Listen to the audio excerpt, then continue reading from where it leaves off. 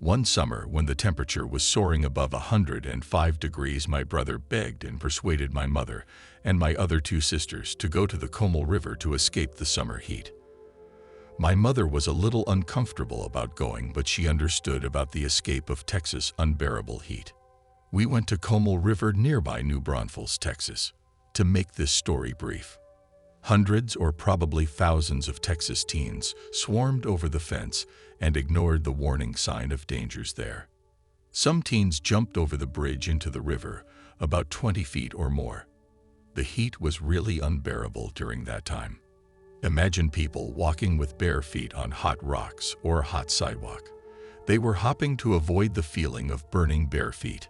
One afternoon, I was about 10 years old. Friends or family members could get separated easily by the water's currents and get lost somewhere in the river.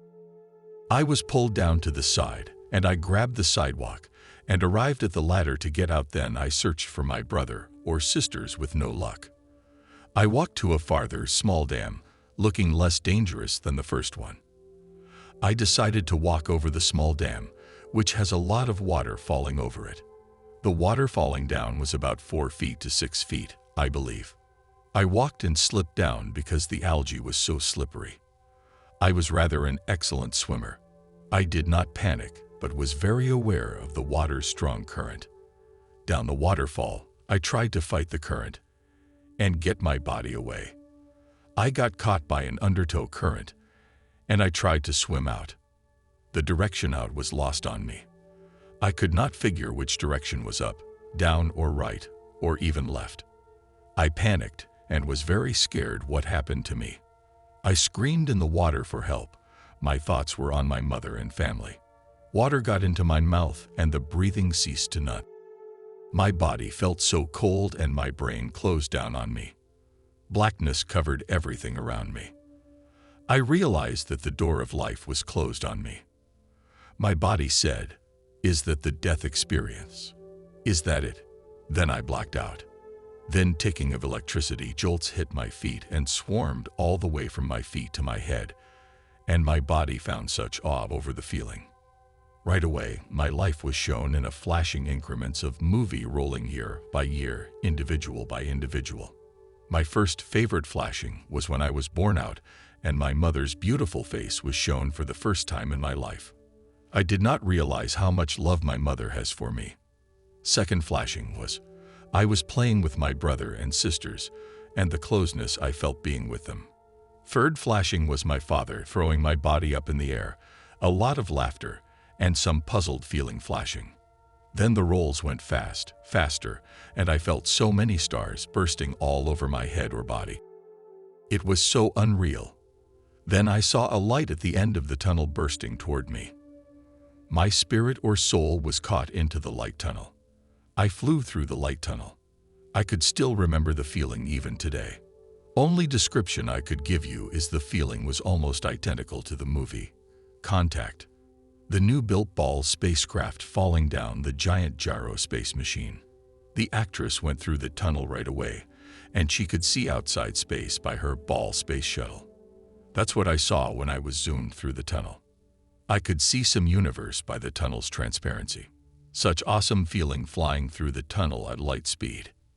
I arrived at the boundary while floating my body near the boundary. I was shocked how much load was lifted off my shoulders, such as many ridiculous rules or laws being imposed on us people. For the first time, I realized how much bondage we had from the government or churches. It was lifted off my shoulders. And at the same time, all of the light conscience of laws was, I could not find the right word to describe the experience. It's much like a hurricane drawing all energy toward eye of the storm.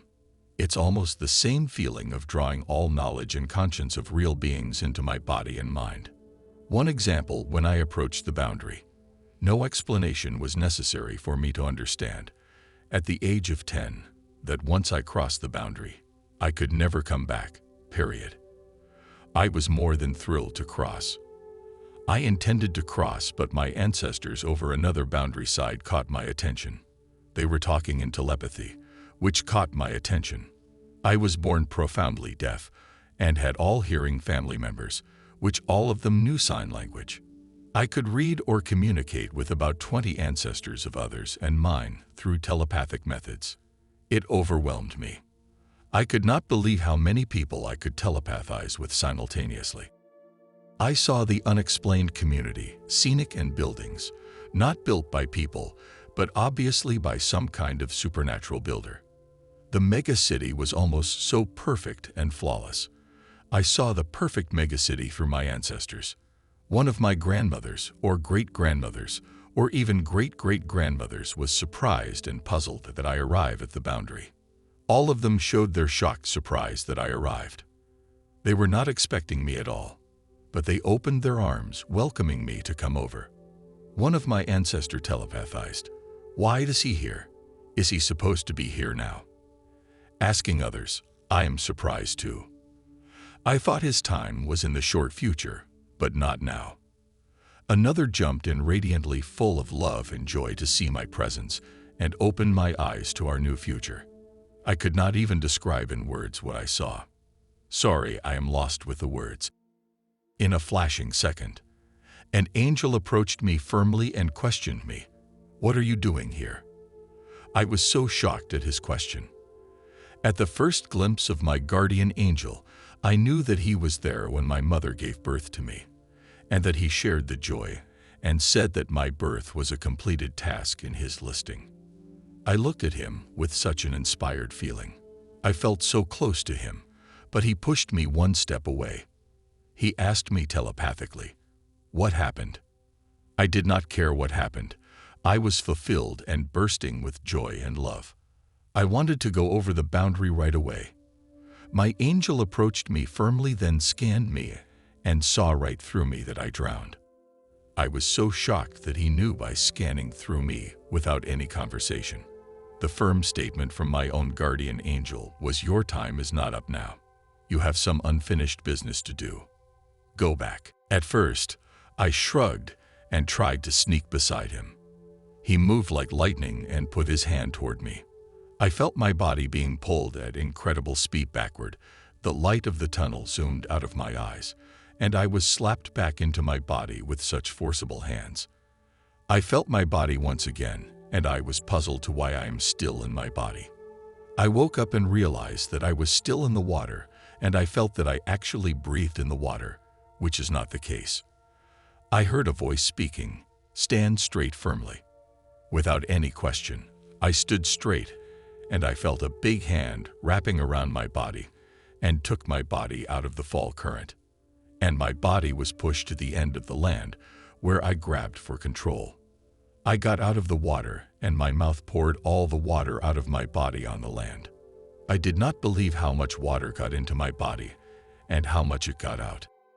My life and perspective changed after that. I knew from that moment I will not be the same person. For the first time, I saw my life ahead of me, and the jolts of feeling that I experienced while throwing water out of my mouth hit me so hard.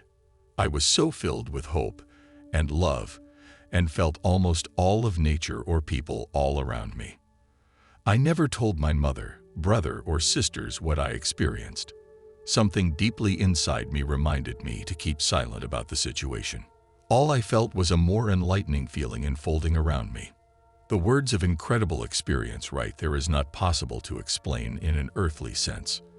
I felt that I was standing right by the twilight door, and the 6th or 7th dimension door of the future unfolding in front of me. I had many visions and dreams. Some of them are pleasant, and some of them are terrifying. I stop it here. By the way, my parents, brother, and sisters found out about my experience when I was about 31 years old. I just felt that the timing was right to break my news. My mother was so shocked, and it hit her hard. My sisters looked at me and ran, then hugged me. She could not imagine the life without me. I just smiled.